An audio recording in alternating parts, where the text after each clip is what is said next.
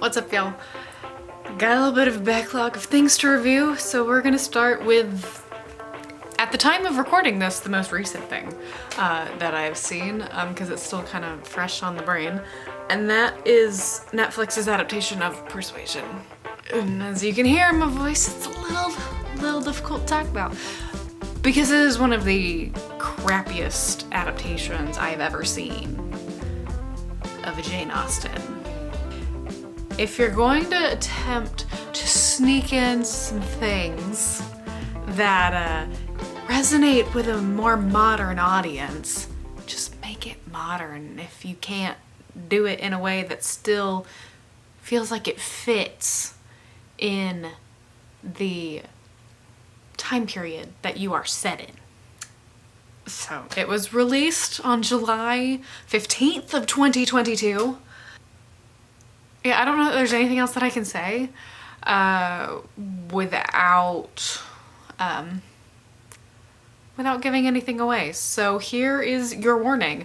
If you do not wish to be spoiled over a novel that was written over 200 years ago, or you have never ever seen an adaptation of Persuasion or read the novel, then, you know, now is the time to stop watching. So you have been warned. Even when I was trying to write the blog post that goes with this, when I tried to watch it, I was pausing every little bit, just saying, what am I watching? Like, the fourth wall breaking that happens is not the end of the world, because in the 2007 adaptation, there is a level of fourth wall breaking that happens, but it's not necessarily Anne directly talking to the camera saying, yeah, this is who this is. This is trying to make it to where it's vlog-ish. I mean, yeah, you know, as the movie progressed, it kind of felt like we were getting a level of insight into Anne's mind. Now, Anne as a whole, from the novel, Anne is very mild-mannered, humble, and soft-spoken. She does everything that she can to make sure that her family is pleased, because for whatever reason, and I don't know that we've ever really gotten a clear idea as to why this is the case. I don't think Austen ever let us into that insight. The thing with the way that Dakota Johnson portrayed Anne, don't know if this was the material she was given, the direction she was given, or the choices she just chose to make herself. It felt like they were trying to blend Elizabeth Bennet and Emma Woodhouse and bring it all together into Anne Elliot, which is not Anne Elliot's character. It just does not work. It does not fit the story.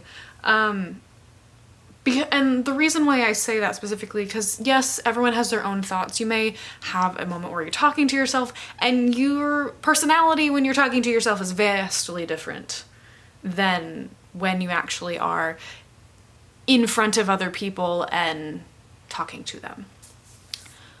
But we go from talking to the camera, telling the audience of whatever is needed to be said, to Anne yelling at Captain Frederick Wentworth just so they could talk, which they don't actually do.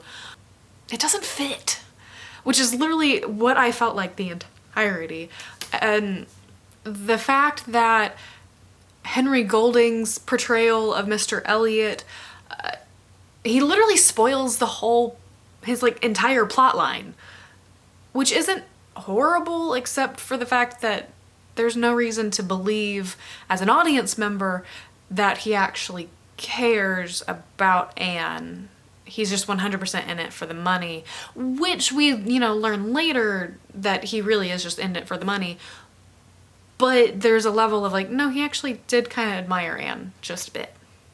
Just not enough to not potentially stop her, Sir Walter, from possibly marrying again and producing an heir. There were just different moments, and as I mentioned before, there were different snippets of trying to modernize it a little bit, like the line, "He's a 10 and I don't trust a 10." That is not words you would ever hear out of a lady who was born and existing in the 1800s. Pretty confident that was not a thing. And the whole like relationship between Anne and Lady Russell, it's just, I don't know that we had enough time is really probably maybe a little bit of what it was, but I don't really get the sense of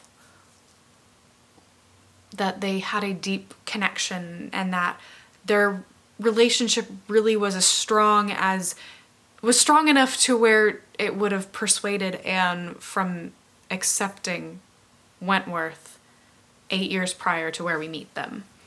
The cinematography, as far as like things that you can say that are good about this, it's not very many, but the cinematography is beautiful. Colors are very rich. Cosmo Jarvis honestly did do a decent job with what he was given. I'm honestly more inclined to believe about like all majority of the cast that the way that they portrayed had to do more with the material that they were given. And I looked it up just to see. Andrew Davies, who is like king of Austen adaptations, has not adapted Persuasion before. So Netflix, there was your failure. You did not get the king of Austen adaptations to help you adapt this. And you failed. To quote Oliver Queen, you have failed this city. You have failed this adaptation. You have failed this novel. And I really, really, really had to find a way to figure out a way to watch my favorite adaptation of it, which is the 2007. There's just something about the way that Rupert Penry Jones and Sally Hawkins portray Wentworth and Anne that is just beautiful. That is what I have. If you want to read more of my thoughts, because there are definitely things that I did not get to in this for the sake of time, that are in my blog, you can find that at the link below. But that's it for me.